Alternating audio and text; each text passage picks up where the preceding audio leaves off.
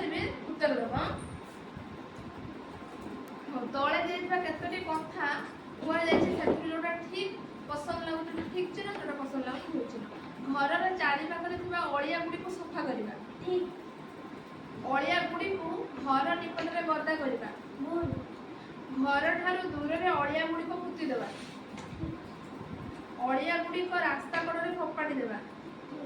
ଭୁଲ। ଆମେ ନାଇଁ ରାସ୍ତା କଡ଼ରେ ଫୋପାଡ଼ି ଦେଲେ କ'ଣ ହବ? ସେ ଅଳିଆ ଆବର୍ଜନାରେ ପୋକ ମାଛି ଏସବୁ ବସିବେ।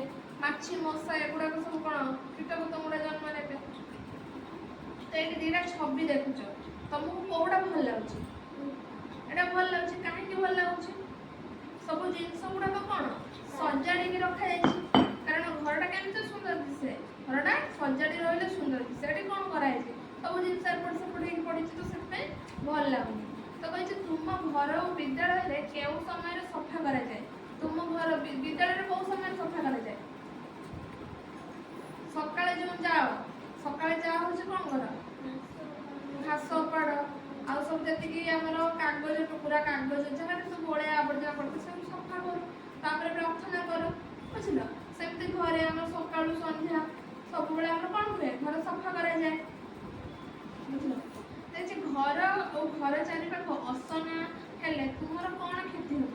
କ'ଣ କ୍ଷତି ହେବ?